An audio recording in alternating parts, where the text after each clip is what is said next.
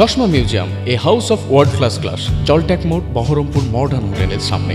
এখন এখানে যেটা হচ্ছে সেটা হচ্ছে যে এর আগে আমাকে ভোটে হারানোর জন্য এই বহরমপুর লোকসভাতে আপনারা দেখেছেন দুই দল মিলে দাঙ্গা তৈরি করে, দাঙ্গার বাতাবরণ তৈরি করে একে অপরের পরিপূরক হিসেবে কাজ করেছিল। লক্ষ্য অধীর চৌধুরীকে হারানো, এবারেও তাই, লক্ষ্য অধীর চৌধুরীকে হারানো, উভয় দলেরই লক্ষ্য তাই।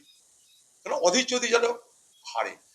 লক্ষ্য করে দেখবেন তৃণমূল এখানে কিন্তু বিজেপির বিরুদ্ধে কিছু বলে না, আবার বিজেপি কিন্তু তৃণমূলের বিরুদ্ধে কিছু বলে না। মজার ব্যাপার সেখানটায় সকলের লক্ষ্য অধীর চৌধুরী, তাই এখানটায় তো সমঝোতা তাদের হবেই। আর আমি কি করি না করি, আমি কি করব না করব, আমার 25 বছরের 5 বারের এমপি হিসাবে তার প্রমাণ মানুষের কাছে একবার নয় 1000 বার দিয়েছে।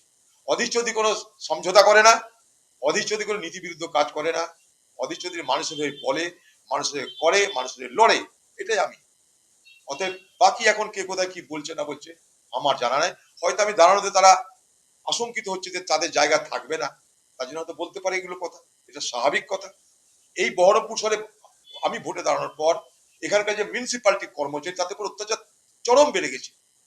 কি করছে তারা? প্রত্যেকটা কর্মচারীকে ডেকে ডেকে বলছে যদি তোমরা ভোট না করো তাহলে যেমন করে কংগ্রেসের ভোট করার জন্য দুজন মহিলাকে আমি চাকরি খেয়ে নিয়েছি, দুজন মহিলার বেতন বন্ধ করে দিয়েছি, যারা যারা এখানটায় ভোট না করবে তৃণমূলের হয়ে তাদের সকলের চাকরি বন্ধ হয়ে যাবে।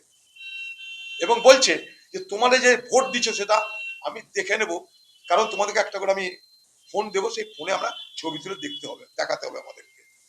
অর্থাৎ জোর জুলুম এখানে শুরু হয়ে গেছে অধীর চৌধুরীকে হারানোর জন্য।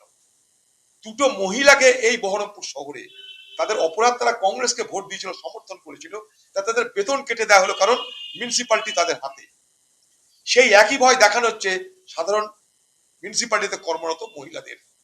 তো এই বাংলায় মহিলা মুখ্যমন্ত্রী হয়ে তার দলের নেতারা এখানকার মহিলাদেরকে চাকরি খেয়ে নেওয়ার ভয় দেখায়, মিথ্যা কেসে ফাঁসায়, তাদেরকে নানা কুপ্রস্তাব দেয়, এটা এখানকার মানুষ সবাই জানে। তাই স্বাভাবিকভাবেই বড় অদ্ভুত যে অধীর চৌধুরী যেখানে বিজেপি তৃণমূলের দোস্তি সেখানটাই। আবার গত লোকসভাতেও তাই দেখেছিলাম আমরা, বিজেপি তৃণমূলের দোস্তি অধীর চৌধুরীকে কেন্দ্র করে। এবার বহরমপুরে বিজেপি তৃণমূলের দোস্তি অধীর চৌধুরীকে কেন্দ্র করে। দুর্ভাগ্য এটা আমাদের।